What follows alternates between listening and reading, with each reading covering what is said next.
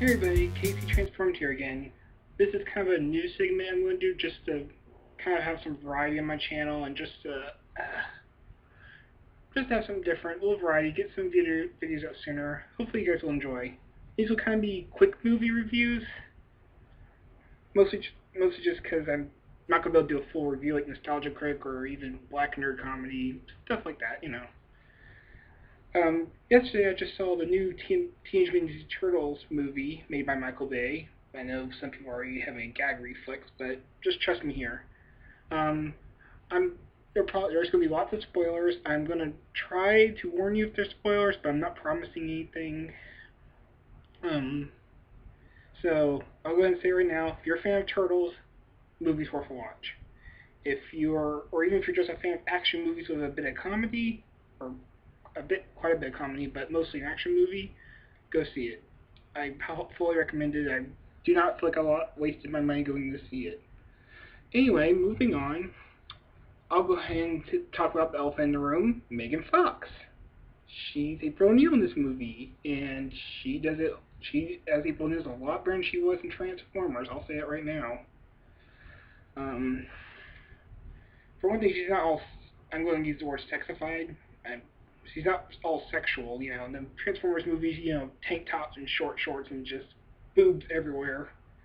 This one, yeah, there's boobs, but she's wearing like black jeans and her yellow jacket, so she still resembles April O'Neil.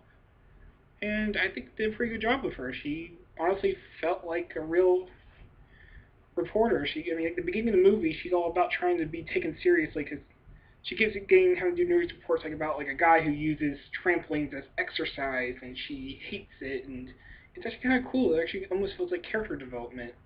In a Michael Bay movie, you don't say. Um, she's just really cool character. It really felt like really well done, April O'Neil, and I'm really happy they did that. And there's one part where she's going in the subway and she meets the Foot Clan, which in this movie, yeah, the Foot Clan are basically mafia terrorist esque kind of characters. I'll talk about them later when I get to Shredder. Oh, spoiler alert, Shredder's in the movie. Yeah, certainly a spoiler. But she's captured by the Foot Clan, and the Turtles show up, and they, of course, kick ass. The lights go out. They kick all the terrorists' asses. They tie them up and let the people go. She gets quick glimpses of them, tries to captures them on video, and then follows them up because they like escape up these little ladders up to the top of a building, which I guess would be the quickest way to get out of there, especially with the trains and the substation blocking everything. I think. And she follows them up the skate ladder. She gets up there, and then they kind of corner her. I mean, they're kind of rough and tough, which is kind of a cool new perspective. They're not all for like the only one who was kind of friendly was Mikey. Donatello's kind of keeping his distance. Raphael's being kind of rough and demanding her to hand over the camera.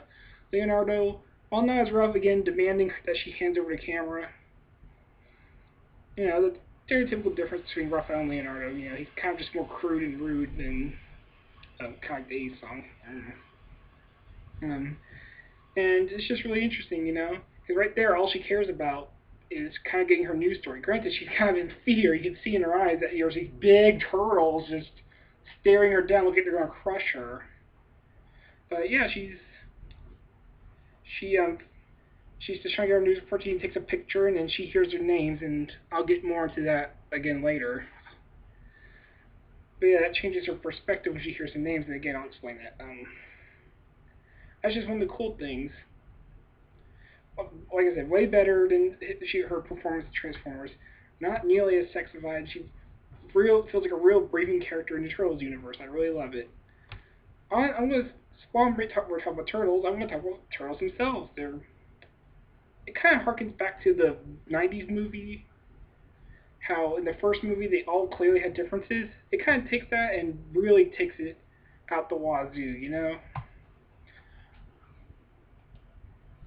It's just really cool.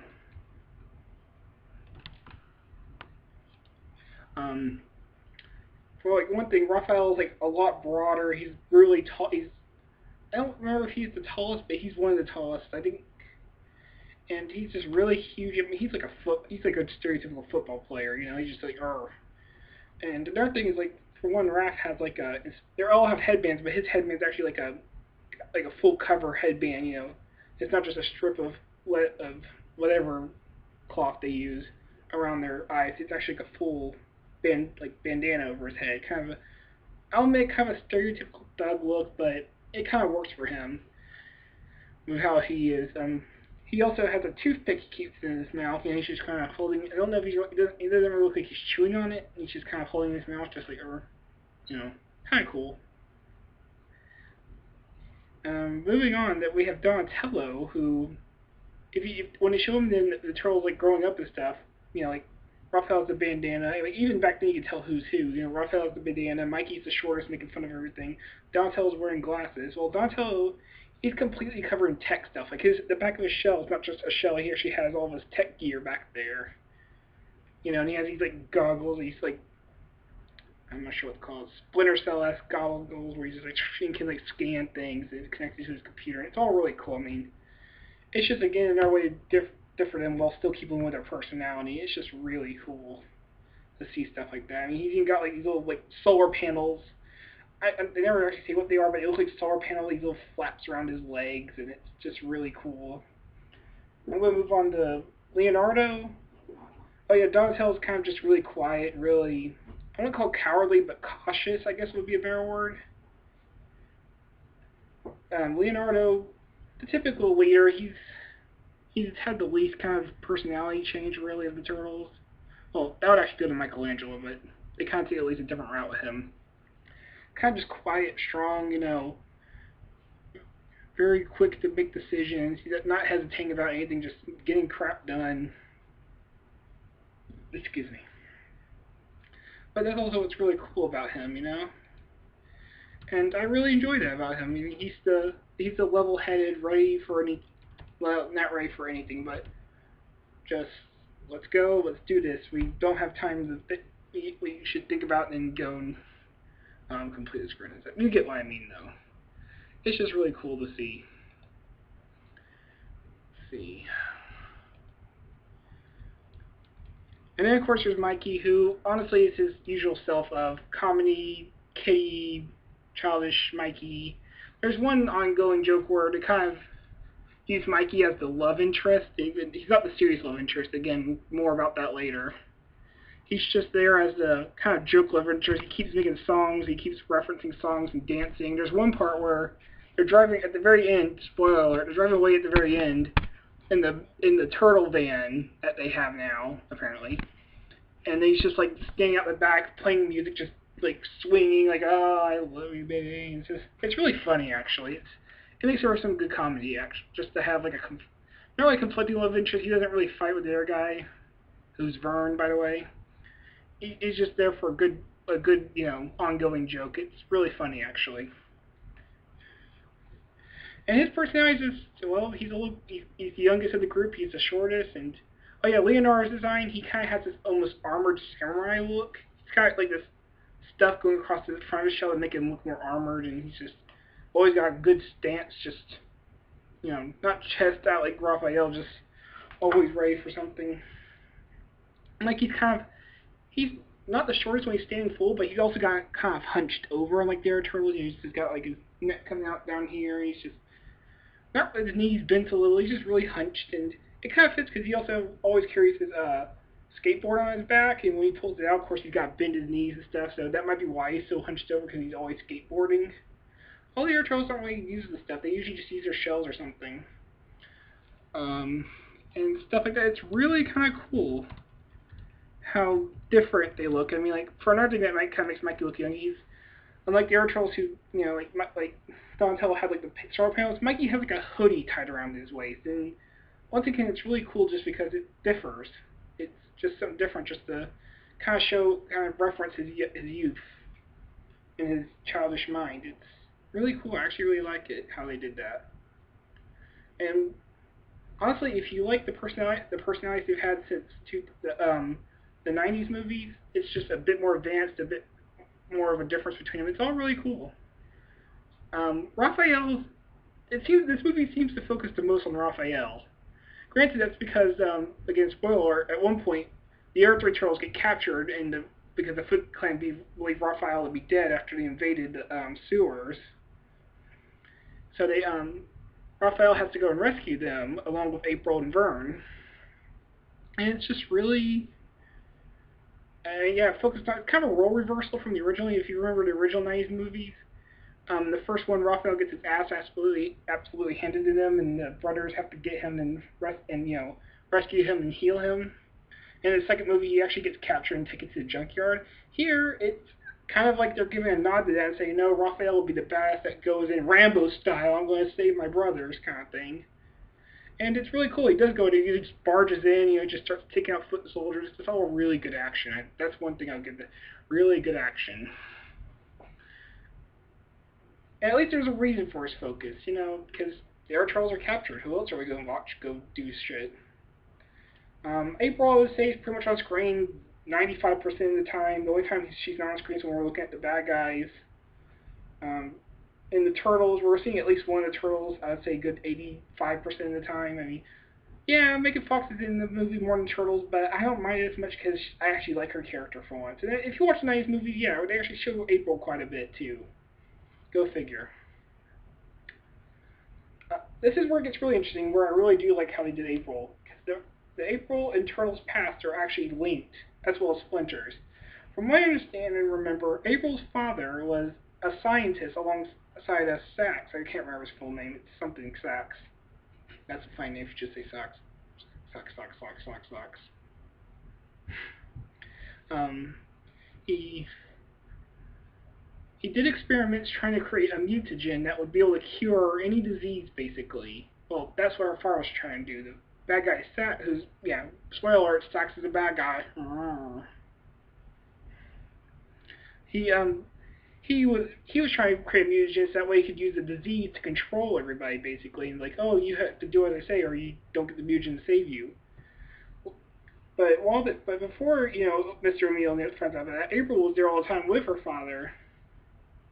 Take her video camera, kind of doing her first news reports, kind of as her little hobby and stuff. And you can see her playing with the turtles, feeding them, and as well as with Splinter, Splinter actually remembers, it actually really reveals Splinter actually remembers as a rat seeing her there and playing with the turtles. And it even kind of explains how the turtles got their love for pizza, because you can see her kind of feeding the turtles and Splinter, I guess, as treats. They would give him pizza.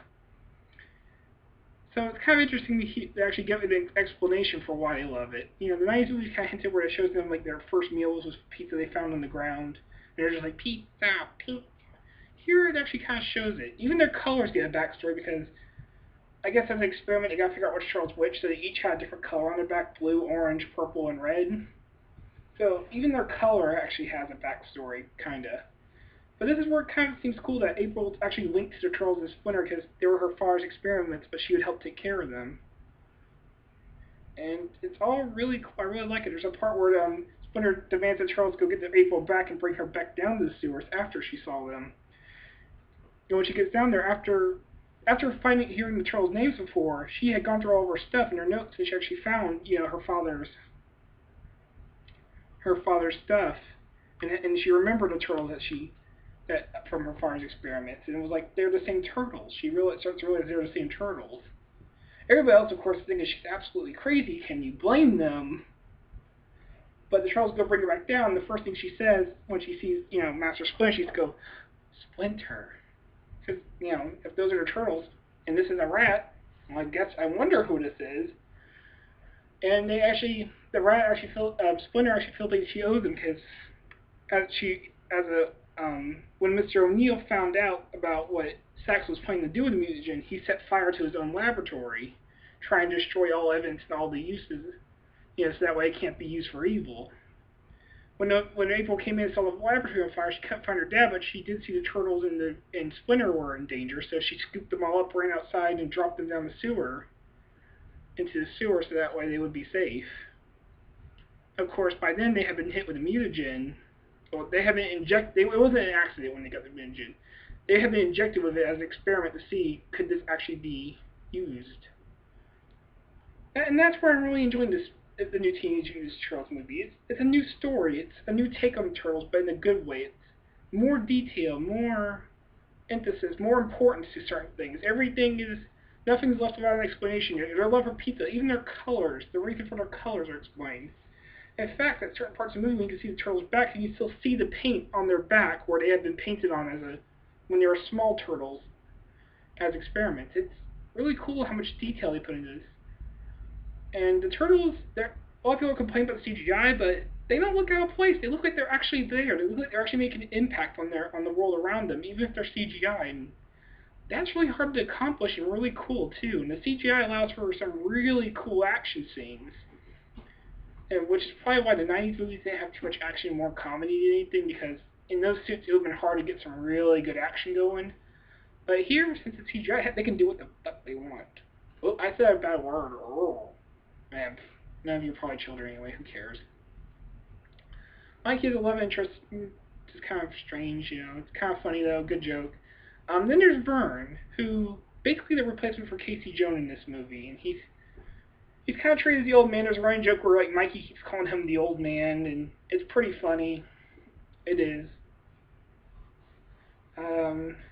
And he doesn't have much of an impact. He's just kind of like, he tries to be on April's side about all this, but he still thinks she's crazy too. And then he meets Raph, because like April's demanding that he takes him to the laboratory where Sax has the 3 turtles, and then Raph slowly appears in the van, and he's just like, go! Go! And Vern's just like, one question, how did he get in my van?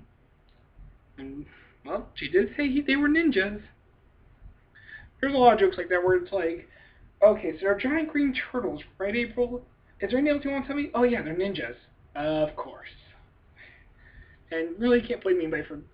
Oh, I forgot to talk about Splinter's design. Splinter, I saw him as an action figure and questioned it, but Splinter's design in the movie looks really cool. He looks like an actual rat that kind of took on a humanoid shape.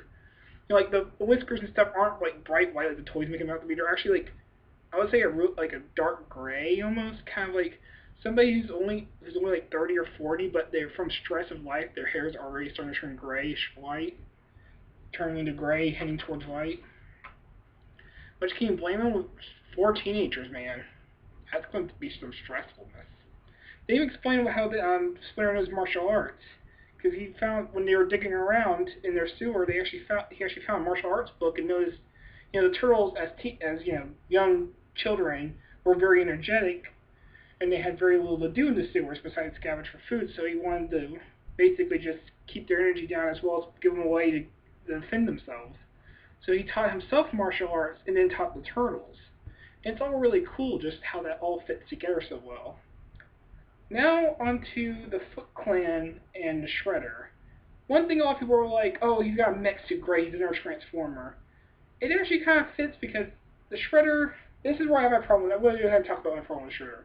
The Shredder has no reason for anything, really. He's not even really the main villain. Sax is more of a villain than the Shredder is, which is kind of a problem, I guess, but it's kind of like in Revenge of the Fallen, same problem as how the Fallen is supposed to be the main villain, yet we see more of Megatron doing anything. How the Fallen is supposed to be so powerful, yet he's not really doing much. The Shredder, he is definitely the powerhouse. He kicks ass. He wipes the floor with Splinter. Granted, he's in this big mech suit, but man, I can understand why he took the mech suit, because he heard about the mutagen. He wanted to make sure he was strong enough to fight, turtles in a rat who knew martial arts and mutate, stuff like that. He's over-prepared rather than under-prepared for once.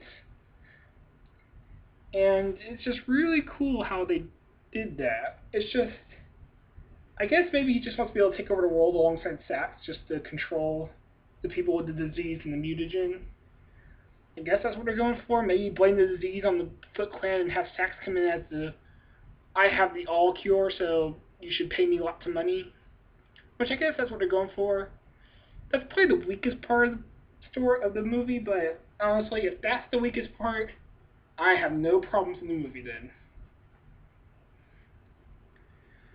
Well, speaking of weak parts, I know this is random, but there's one weak part where Megan Fox had just fell down a snow mountain stuff, and when she sits up and they're in the sewers again, her makeup's perfect still. Her hair and her makeup are still perfect, not even smudged.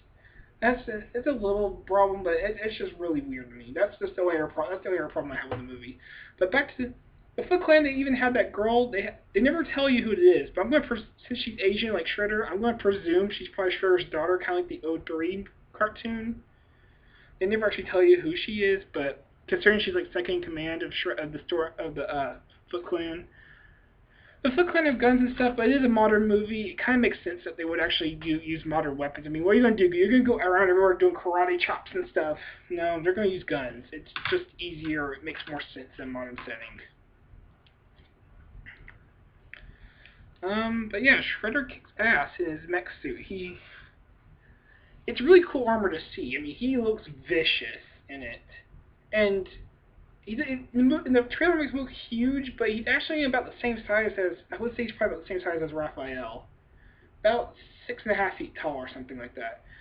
What's really cool is he has all these knives. It might look overblown in the movie, but how he uses knives are so cool. He like shoots them out everywhere. He's just like, stuff like, almost throwing the knives, and he can even pull one out and just start using it, It's just like, which might seem stupid, like, oh, he's going around knives. No, he actually is like, and then like, when he finds Splinter for the first time in the sewers, and he uses that, Splinter looks like victorious because he's used up all his knives. Then he has this like, magnetic thing appear in his hand, and he's just like shaking his hand, and then all of the knives come flying back to his hands and go back into place, and then he can start all over again.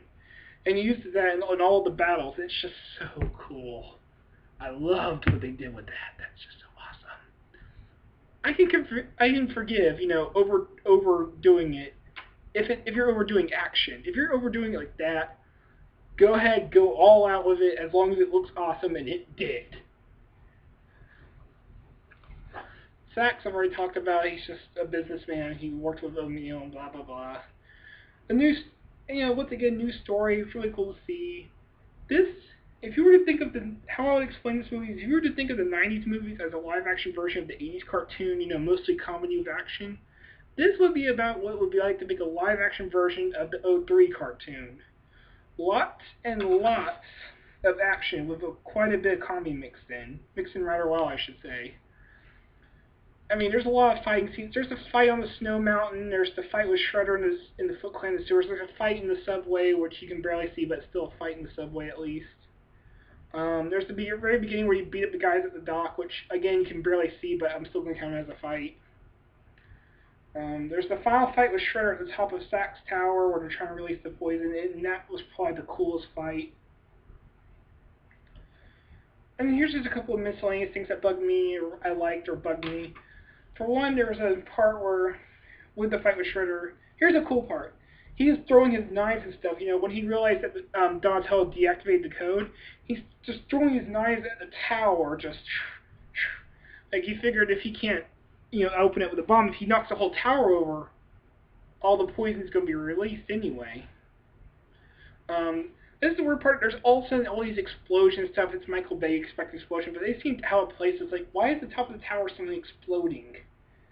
Shouldn't it just fall over? Why are there explosions? I don't get this. And then when the tower's falling over, all of them and April O'Neil are hanging on the tower, and they're all saying their last things. I can't remember what they all said. I remember there was two jokes thrown in there. I just can't remember what the jokes were because I laughed at them. I really did. I just can't remember. I need to see the movie again. I really do. I love that movie now. It was something like, oh, I was the last one to eat the pizza, or something. It was really childish little thing. Like, they're all trying to say the last thing they're ever going to say. Raphael's like, I'm really sorry I'm rough on all of you, but I just wanted to make sure you're all ready, and that I just want you to be the best that you can be, and I love you all, and I'm really sorry. And there's like a, hey, Raph, we're on the ground. You don't have to be crying. Are you crying, dude? It kind of screws up the special moment, but the thing is, it was kind of being over dramatic anyway, so I don't mind it too much if they kind of do that. And Raph is just like, no, I just got some dust in my eye. It's hilarious. It's sweet yet hilarious. It works for me. Some people will hate it, but for me, I think it works. It's a pretty funny joke. Let's see. Is there anything else that bugged me? Anything else I thought was awesome or just bugged me? Not really. There was one thing where there's like a symbol that says family. They leave it anywhere. This is also how April O'Neil starts to discover that the fighting's linked. Is that they leave like spray painted the words family in Japanese on the wall. let's see, I guess I should go ahead and talk about the humor. Just a few jokes, I'm not going to talk about all of them. There's one part where when the trolls are trying to break out, how April gets the trolls to break out of their cages when they're trapped in Sack's tower. She basically increases, there's a machine that, you can increase adrenaline on, the Deus Ex Machina, but you expect that in every show, or there's going to be a Deus Ex Machina, no one will say anything.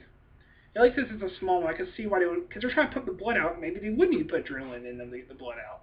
But she, ups the adrenaline to, 10, they break out the cages and they're all like, we got the rapper, I'm gonna go clean the whole sewer, I'm gonna go clean the whole sewer, guys, you gotta save Raph, right, we gotta go save Raph, Raph, we'll come over, they go to the railing, right, where Raph's fighting Shredder in there, they all jump over and fall down and crash, and it's hilarious. Even when they help Raph back up, Mikey and Donatello are, still running around in circles, and I know I'm talking really fast and hyper, but it's just so funny. I love it. There's another joke where they're all heading back to the sewers. For the first time we see them head back to the sewers, three of them are riding around their shells, and Mikey's going on this rocket-powered skateboard he has.